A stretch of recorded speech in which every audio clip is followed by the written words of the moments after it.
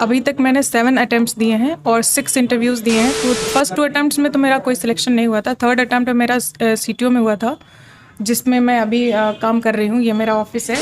जो क्वेश्चन हम सोचते हैं कि मेरा 100% सही है, वही गलत हो जाता है।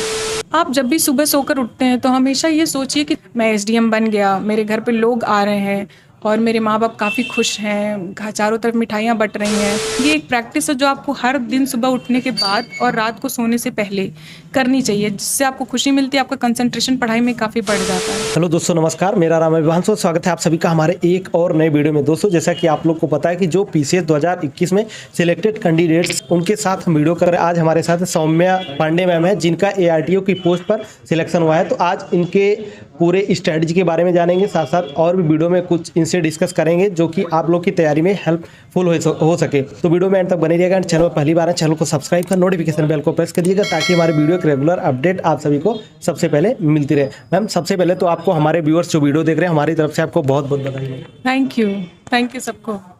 जी मैम, सबसे पहला हमारा क्वेश्चन यही रहेगा कि आपका एजुकेशनल बैकग्राउंड क्या रहा है? जी, मैंने बीएससी किया है इन मैथमेटिक्स और उसके बाद मैंने सोशियोलॉजी से एमए भी किया इग्नू से, लेकिन काफ़ी बाद में किया है। और जस्ट उसके बाद मैंने तैयारी शुरू की। तो पीसीएस की तैयारी आपने कब से स्टार्ट की मैम? 2016। तो 2016 से आप एग्ज़ाम दे रही हैं, तो आपने अभी तक कितना अटेम्प्ट दिया है? जी, अभी तक मैंने 7 अटेम्प्ट्स दिए हैं और 6 इंटरव्यूज़ दिए हैं। 2022 मेरा 7th अटेम्प्ट था, जिसका मैंने मेंस में लिखा है, रिजल्ट आने वाला है। तो एआरटीओ की पोस्ट मिली है इस बार 2021 वाले में। इसके पहले आप किस कहाँ पर सिलेक्शन हुआ आपका? जी, इसके पहले फर्स्ट 2 अटेम्प्ट्स में तो मेरा कोई सिलेक्शन नहीं हुआ था। थर्ड अटेम्प्ट में मेरा सीटीओ में हुआ था, जिसमें मैं अभी काम कर रही हूँ। ये मेरा ऑफिस है। और उसके बाद मेरे 1-2 और सिलेक्शंस हुए थे बीच में, जो मैंने ज्वाइन नहीं किए। और मेरे 6th अटेम्प्ट में मुझे एआरटीओ मिला है।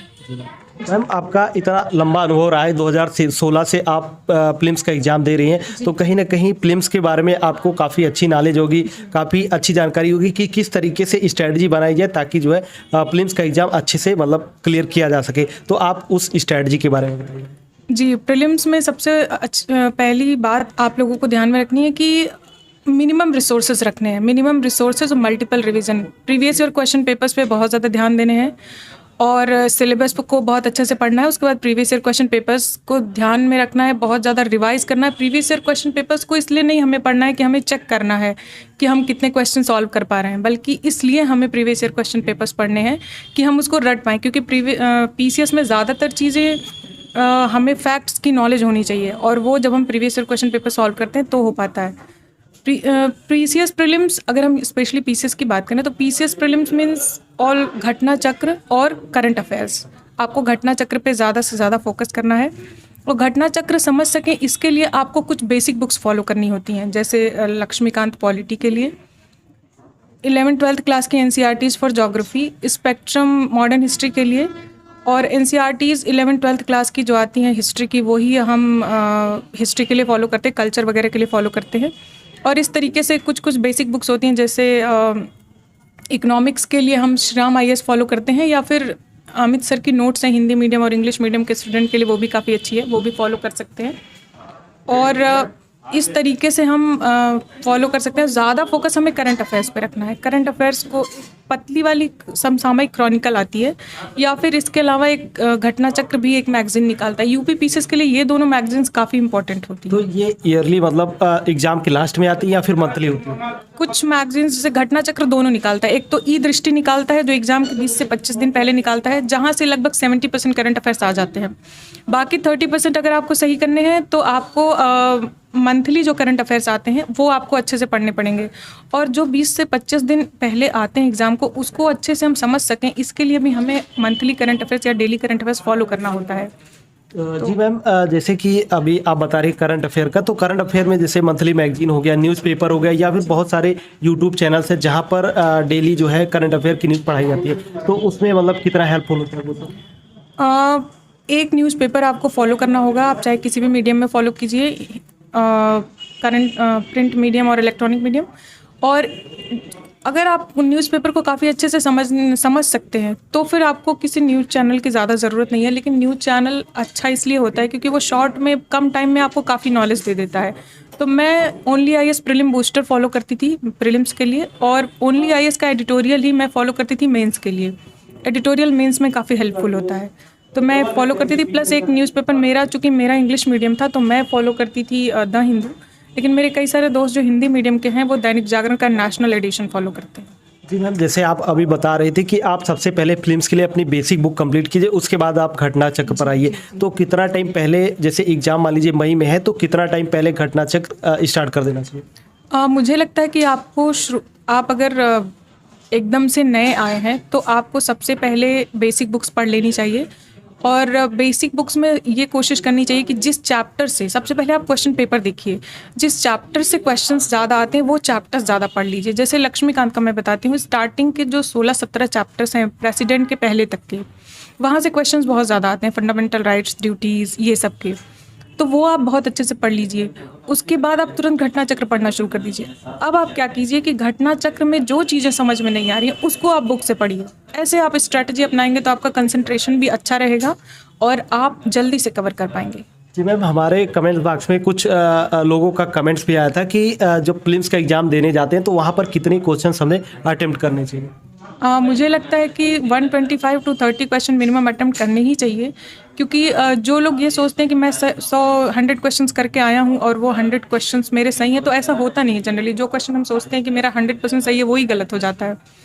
तो हमको मार्जिन लेके चलना चाहिए। 125-30 क्वेश्चन आप अटेम्प्ट करेंगे, अगर आपके 20 अराउंड गलत भी होते हैं तो आप हमेशा 95 के अबव ही रहेंगे। तो 125 to 30 क्वेश्चन मिनिमम। जी मैम, आपने जैसे कि 2016 से एग्ज़ाम दिया तो सारे प्रीलिम्स हो गए, तो उसमें एक सीसेट का भी पार्ट होता है, शायद 2018 के बाद ऐड हुआ था? सीसेट तो पहले से ही था, लेकिन 18 के बाद थोड़ा वो टफ हो गया है। तो उसकी तैयारी किस तरीके से करें, क्योंकि बहुत सारे एस्पिरेंट को वहाँ पर दिक्कत आती है? सीसैट की तैयारी एक्चुअली मैंने कभी नहीं की, क्योंकि मेरा बीएससी मैथमेटिक्स था, मुझे ज़रूरत नहीं पड़ी। लेकिन सीसैट में मुझे लगता है 4 पोर्शन पे आपको ज़्यादा फोकस करना चाहिए। एक होता है आपका हिंदी, इंग्लिश, रीजनिंग और मैथमेटिक्स, जिसमें से चूँकि हिंदी हमें मेंस में पढ़ना ही है तो हमें हिंदी पहले ही पढ़ लेनी चाहिए। उसमें 17 से 18 क्वेश्चन या 20 क्वेश्चन हिंदी के आते हैं, जिसमें से 16-17 ईजी डुएबल होते हैं, तो वो आप कर सकते हैं। दूसरी बात कि कुछ बच्चे इंग्लिश में थोड़े कमज़ोर होते हैं तो इंग्लिश को छोड़ दें, वो मैथमेटिक्स और रीजनिंग भी काफ़ी इजी आती है। थोड़ा सा बेसिक फार्मूला लगा लें मैथमेटिक्स के और रीजनिंग के, तो वो रीजनिंग हो जाती है आराम से। और कम्युनिकेशन के 40 क्वेश्चन लगभग आते हैं, तो उसमें से 15 से 20 क्वेश्चन ऐसे होते हैं जो आप जनरल अंडरस्टैंडिंग पे सही कर लेते हैं। तो इस तरीके से स्ट्रैटेजी बनाएं, और अगर आप इंग्लिश थोड़ा जानते हैं तो फिर कोई दिक्कत ही नहीं है। 4 पोर्शन से 60 क्वेश्चंस आते हैं, आप इनको कर सकते हैं। उसके बाद मेंस के लिए स्ट्रैटेजी बताइए, पेपर वाइज की किस तरीके से स्ट्रैटेजी होनी चाहिए? देखिए, हमेशा स्ट्रैटेजी की शुरुआत इस बात से होनी चाहिए कि हम पहले सिलेबस को एनालाइज करें और प्रीवियस ईयर क्वेश्चन पेपर्स देखें। उसके बाद हमें पता चल जाता है कि हम कहाँ हैं और हमें कितनी मेहनत करने की आवश्यकता है। उसके बाद अगर स्ट्रैटेजी की बात करें, बुक लिस्ट की बात करें, तो वैसे यूट्यूब पे तो काफ़ी बुक लिस्ट अवेलेबल है, लेकिन मैंने जो फॉलो की थी वो ये था कि हिस्ट्री में मैंने स्पेक्ट्रम फॉलो की थी, मॉडर्न हिस्ट्री में। मेडिवल और एंशिएंट, ज़्यादातर एंशिएंट पूछता है, मेडिवल पूछता नहीं। उसके बाद कल्चर पूछता है, तो कल्चर के लिए NCERTs 11th-12th क्लास, जोग्राफी के लिए 11th-12th क्लास NCERT मस्ट है, एकदम करना ही है। उसके बाद सोशल जस्टिस और सोशल इश्यूज़ के लिए आपको करंट पे ही ज़्यादा फोकस करना है। और मैंने विज़न IAS की नोट्स ली थी, विज़न IAS की हिंदी और इंग्लिश दोनों में नोट्स आती है, आप वो कर सकते हैं। इकोनॉमिक्स के लिए श्रीराम IAS की कुछ लोग यूज़ करते हैं, कुछ लोग अमित सर की नोट्स भी यूज़ करते हैं। ध्येय IAS अमित राजपूत सर पढ़ाते हैं, तो वो वहाँ से कर सकते हैं। वो भी हिंदी इंग्लिश दोनों मीडियम में आती है। डिज़ास्टर मैनेजमेंट के लिए योजना मैगज़ीन है जो हिंदी और इंग्लिश दोनों में आती है, वहाँ से आप कर सकते हैं। और 4th पेपर पॉलिटी के लिए लक्ष्मीकांत प्लस एक आप कोई नोट्स ले लीजिए, क्योंकि लक्ष्मीकांत में मेंस के लिए फैक्ट्स तो मिल जाएंगे, बहुत ज़्यादा कंटेंट उसमें नहीं मिलता है, तो आप एक कोई नोट्स यूज़ कर लीजिए। मैंने यूज़ की थी विज़न IAS की, कोई वाजीराम की येलो बुक भी यूज़ करते हैं, कुछ लोग अमित रंजन सर की नोट्स यहाँ की यूज़ करते हैं, कुछ लोग विनीत अनुराग सर के नोट्स भी यूज़ करते हैं। तो हिंदी इंग्लिश दोनों में कंटेंट काफ़ी अच्छे हैं, आप ले सकते हैं वहाँ से। और 4th पेपर के लिए लेक्सिकन, वो भी हिंदी इंग्लिश दोनों में अवेलेबल है, और वो मैंने तो वहीं से पढ़ी थी और मेरे मार्क्स 100 अब भी हर बार आते हैं, तो GS में मेरे मार्क्स अच्छे आते हैं, तो यहाँ से कर सकते हैं। जो पेपर होता है, पहला पेपर एसे का होता है, उसके बाद हिंदी का। ऐसे और हिंदी 2 पेपर्स होते हैं। हिंदी में तो आपको 90 मार्क के क्वेश्चन जो ग्रामर से आते हैं, तो वो ग्रामर आपको, जैसे मैंने पहले कहा कि चूँकि मेंस में आपको देना होता है तो प्रीलिम्स के पहले ही पढ़ लें, वो आपको प्री मेंस दोनों में काम करेगा। वो आपको पढ़ना पड़ेगा। मैंने घटना चक्र, उसके लिए घटना चक्र की एक बुक आती है जो आरओ एआरओ यूपी पीसीएस दोनों के लिए आती है, तो वहाँ से आप जो पोर्शन यूपी पीसीएस में है वो आप पढ़ लें, प्लस जो नॉन ग्रामेटिकल पोर्शन है उसके लिए एस कुमार की नोट्स आती है। एस कुमार की नोट्स काफ़ी अच्छी है, और अगर उस पैटर्न पे आप हिंदी लिखते हैं तो मैंने देखा ज़्यादातर लोगों को मार्क्स अच्छे मिलते हैं। मुझे भी हिंदी में अक्सर 103, 104, 99 ऐसे मार्क्स मिले हैं, तो ये कर सकते हैं। और अगर हम बात करें ऐसे की, तो ऐसे में हमें ज़्यादा फोकस इस बात पे करनी चाहिए कि हम कोट्स और डेटा अच्छे से डाल सकें, और रेलेवेंट कोट्स और रेलेवेंट डेटा। 3 एसेज लिखने होते हैं, तीनों एसेज को हम शुरुआत जब करें तो तीनों का शुरुआत करने का तरीका अलग अलग हो। किसी को स्टोरी से कर ले, किसी को नॉर्मल डेटा से कर ले, और किसी को कोटेशन से कर ले, ऐसे करके, और पूरा फ्लो अच्छा होना चाहिए। ज़्यादा फोकस हमारा इंट्रो और कंक्लूजन काफ़ी अच्छा हो, इस पे होना चाहिए। इसके अलावा मैम, जैसे कि इसके बाद तीसरा फेज जो होता है इंटरव्यू का, तो इंटरव्यू के लिए तैयारियां किस तरीके से करनी चाहिए? देखिए, 3 पेजेस होते हैं। प्री में हमें फैक्ट्स रटने पे ज़्यादा फोकस करना होता है, मेंस में हमें राइटिंग पे बहुत ज़्यादा फोकस करना होता है। डेली 2-3 आंसर्स राइटिंग हमें करने की ज़रूरत होती है, और इंटरव्यू में हमें स्पीकिंग पे ज़्यादा फोकस करनी होती है। तो हम अपने बारे में बेसिक नॉलेज, हमारे एजुकेशनल बैकग्राउंड क्या है, और हमने क्या क्या की है, हम कहाँ रह रहे हैं, ये चीज़ हमें अपने बैकग्राउंड के बारे में जानने की ज़रूरत होती है। प्लस इसके अलावा करंट अफेयर्स, जो करंट में 2-3 महीने पहले से चल रहे इश्यूज अभी चल रहे हैं, और जो बहुत ज़्यादा हाईलाइटेड इश्यूज पहले रहे हैं, उन पे हमें थोड़ा कंटेंट बनाना होता है, क्योंकि वहाँ से क्वेश्चंस आ जाते हैं। और जो जैसे विमेन का इशू है, या फिर चिल्ड्रन इशू है, जो सोशल इशू, सोशल जस्टिस से ज़्यादातर क्वेश्चन वहाँ पूछे जाते हैं। तो इस तरीके से हमें ज़्यादा से ज़्यादा स्पीकिंग करनी होती है, ताकि एवरी टॉपिक, कोई भी टॉपिक हो तो मुझे उस बारे में जानना होता है कि अगर इस बारे में 2 लाइन मुझसे पूछी जाए तो मैं उस 2 लाइन में उस चीज़ को डिफाइन कर सकूँ। मेरी कैपेबिलिटी ऐसी होनी चाहिए। जी मैम, अभी आंसर राइटिंग की बात हो रही थी, तो आंसर राइटिंग को किस तरीके से इम्प्रूव किया जा सकता है? आंसर राइटिंग को इम्प्रूव करने के लिए पहली बात तो आपको राइटिंग ही ज़्यादा से ज़्यादा करनी होगी। ज़्यादा मार्क्स लाने के लिए मैंने ये किया था कि मैंने ज़्यादा से ज़्यादा डायग्राम्स यूज़ किए थे, और कोटेशंस और डेटास का यूज़ ज़्यादा किया था। मेरे मार्क्स जीएस में हमेशा अच्छे रहे, 400 अबव ही हमेशा रहे मार्क्स। तो आप जब शुरुआत करते हैं आंसर राइटिंग की, तो आप कोई डेटा से शुरुआत करें, और जब आप एंड करते हैं तो जैसे कई बार क्वेश्चंस आते हैं, इकोनॉमिक्स में क्वेश्चन आते हैं कि इन्फ्लेशन ये वो, तो हम नीचे लिख सकते हैं कि अगर हमको न्यू इंडिया या अमृत काल में जाना है, या जो करंट में, जो बजट में जो जार्गन्स दिए होते हैं, उन जार्गन्स का ज़्यादा से ज़्यादा हमें यूज़ करना चाहिए। कि अगर हमें अमृत काल में एंटर करना है तो हमें इस बात पे फोकस करना चाहिए, ऑप्टिमिस्टिक व्यू लेकर के हमें एंड करना चाहिए, और बीच में डायग्राम्स, रे डायग्राम्स बना सकते हैं। तो जी मैम, जैसे तैयारी के दौरान बहुत सारे लोग कोचिंग वगैरह भी करते हैं, तो क्या आपने कोचिंग की थी, या फिर आपने की थी तो कितना मतलब हेल्पफुल होता है? कोचिंग हेल्पफुल तो होता है। मैंने शुरुआत तो कोचिंग की थी, लेकिन एंड नहीं मैं कर पाई थी, क्योंकि बीच में मेरे कई सारे एग्ज़ाम्स आ गए थे, तो मेरा पूरा तो नहीं हो पाया था। लेकिन कोचिंग ज़रूर हेल्पफुल होता है। अगर आपको जल्दी कोई चीज़ करनी है तो गाइडेंस तो ज़रूर कोचिंग से मिल जाता है। कोचिंग बेकार नहीं है, मैं ये नहीं कह सकती कोचिंग बेकार है, लेकिन बिना कोचिंग के भी आप कर सकते हैं। मेरी सिस्टर है दीपशिका पांडे, उसने 2017 में उसका असिस्टेंट म्यूनिसिपल कमिश्नर में हुआ था। उसने कोई कोचिंग नहीं ली थी, बिना कोचिंग के उसका हुआ था। मैंने कोचिंग स्टार्ट की थी, 4-5 महीने लिए थे ध्येय आईएएस में, लेकिन फिर मेरा यही था कि मेंस आ गया था, यूपी पीसीएस 2017 का मेंस आ गया था, उस टाइम पे मैंने छोड़ दिया था, 17 में ही लिया था। उसके बाद फिर मैंने कोचिंग नहीं की। मैंने यूट्यूब से वीडियोस कई सारे देखे, और हर सब्जेक्ट के अच्छे मटेरियल अवेलेबल हैं, आप वहाँ से भी कर सकते हैं।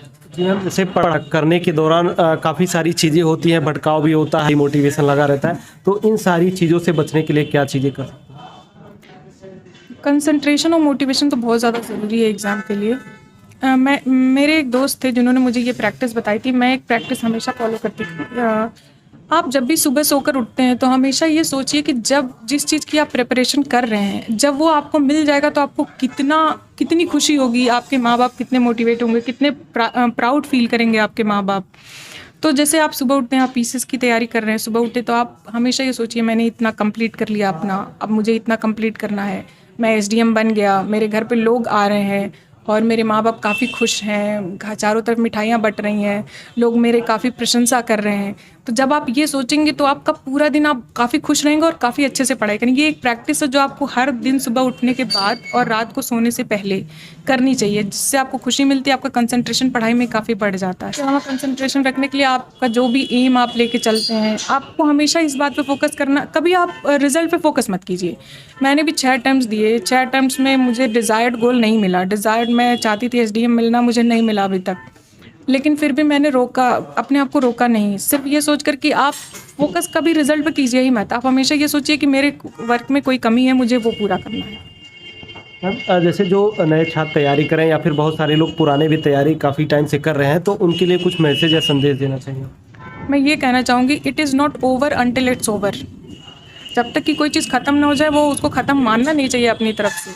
तो इसलिए आप हमेशा लगे रहें, हार्ड वर्क करते रहें। आप रिज़ल्ट पे बहुत ज़्यादा फोकस ना करें। ये श्योर है कि आप अगर कंसंट्रेशन, कंसिस्टेंसी और परसिवरेंस के साथ लगे रहेंगे तो ज़रूर आपका निकलेगा। तो मैम बहुत सारे छात्र ऐसे होते हैं जो कि हमारे पास कमेंट्स करते हैं या फिर इंस्टा पर मैसेज करते हैं कि जो सिलेक्टेड कैंडिडेट से हम बात करते हैं उनसे जो है किसी न किसी तरीके से उनसे संपर्क हो पाए, तो क्या ऐसा कुछ माध्यम आपके पास है मैम? जी, मैंने एक चैनल शुरू किया है, यूपी पीसीएस डिमिस्टिफाइड। मैं यूपी पीसीएस में जो भी प्रॉब्लम्स हैं या जो भी चीज़ें चल रही हैं, कैसे यूपी पीसीएस को निकाला जा सकता है, इस बारे में मैं उसको बताने के लिए शुरू किया है मैंने। तो जिसका नाम है यूपी पीसीएस डिमिस्टिफाइड। अगर मैंने उसमें यूपी पीसीएस प्री के बारे में काफ़ी डिटेल से बताया। आगे वीडियोज़ में मैं काफ़ी अच्छे से मेंस और इंटरव्यूज़ और अलग अलग पहलूज़ के बारे में बताऊँगी, कैसे आंसर राइटिंग करना है। तो इसके लिए मैंने ये शुरू किया। अगर कोई क्वेश्चन उनका है तो वो वहाँ पे जाके पूछ सकते हैं। तो दोस्तों उसका लिंक हम नीचे डिस्क्रिप्शन बॉक्स में दे देंगे, आप लोग जाकर वहां पर विजिट कर सकते हैं, सब्सक्राइब कर सकते हैं, और जो भी आपका कमेंट या क्वेश्चन होता है तो वो वीडियो के कमेंट बॉक्स में आप करेंगे तो उस पर जो है जल्दी आप लोग को उस टॉपिक पर वीडियो प्रोवाइड कराया जाएगा। आपने अपना बहुत ही कीमती समय दिया, इसके लिए आपका बहुत बहुत धन्यवाद। Thank you very much. और आशा करते हैं कि आपका जो ड्रीम है अभी एसडीएम बनने का वो जल्दी पूरा हो। Thank you. तो दोस्तों आप लोग को आज का वीडियो कैसा लगा आप एक बार कमेंट करके जरूर बता देना, एंड वीडियो अच्छा लगा तो वीडियो को लाइक, कमेंट और शेयर जरूर कर दीजिएगा। चलिए फिर मिलते हैं अपने किसी नेक्स्ट वीडियो में, तब तक के लिए जय हिंद, वंदे मातरम।